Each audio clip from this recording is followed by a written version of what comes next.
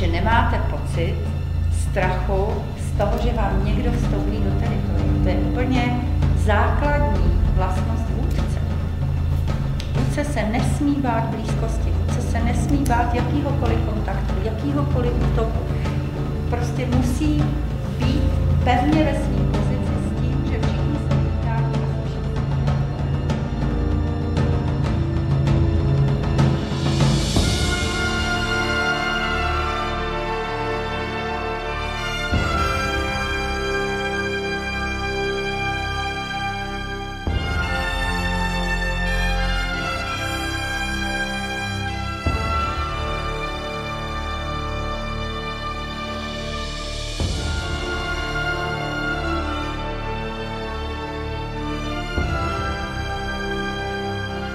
Čili lepší vizuální dojem nezískáte tím, že na sebe něco napantláte a budete si říkat míči,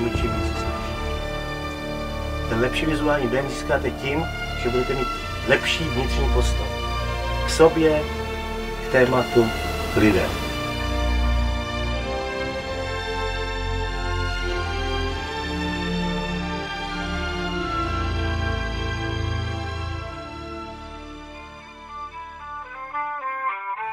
Stálo to člověk na 10 let, tak je prostě určitě strategická úvaha. A myslím si, že to má smysl dělat, co záleží, jaký máte ambice.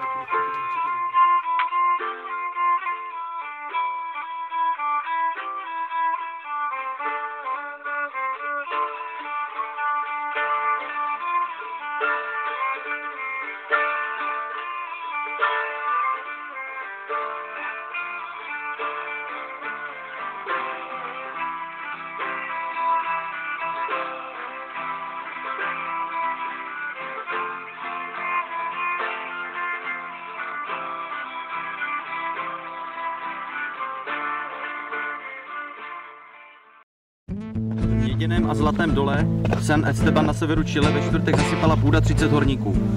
K dolu, který leží asi 80 km od města Caimio, takže já to složím. Ano. Kdo jde první kopat? A budeme kopat oběma žícema, nebo jednu si necháme potom na jídlo, kdyby náhodou? Extáze, do které se všichni dostávají, je to vítězství člověka nad hmotou a další se nám blíží. Přátelé, je to neuvěřitelné, sonda zrychluje svoji kapacitu o 230%, vytážení jediného horníka trvá několik málo hodin.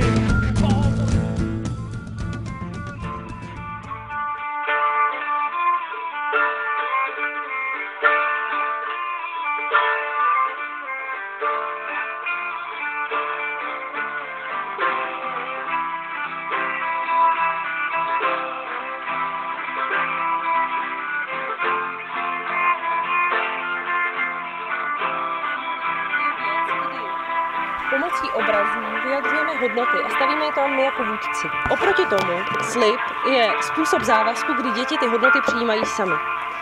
Postupně stimulující programy.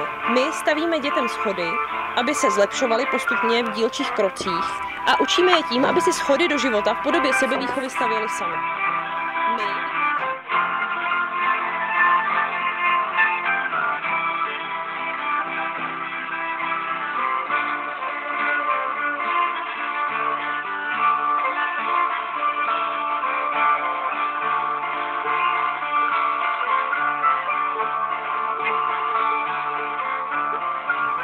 To je krize odpovědnosti a krize autority. A znamená to, že mladí lidi nechtějí dělat to, co by mělo být. Společně to spravedlnosti.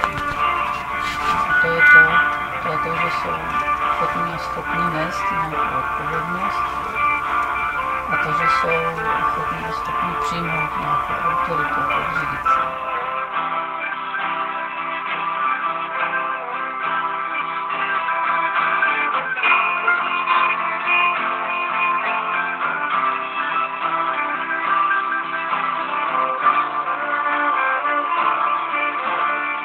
Každý čbán může nalívat, ale když do něj nic nalívá, to je jako zpátky, že neteče, tak prostě je prázdný. Takže když si působím, já jsem se, to je moje metoda, se snažím jakoby oživovat ten vztah. Prostě vzpomínat na krásné prožitky.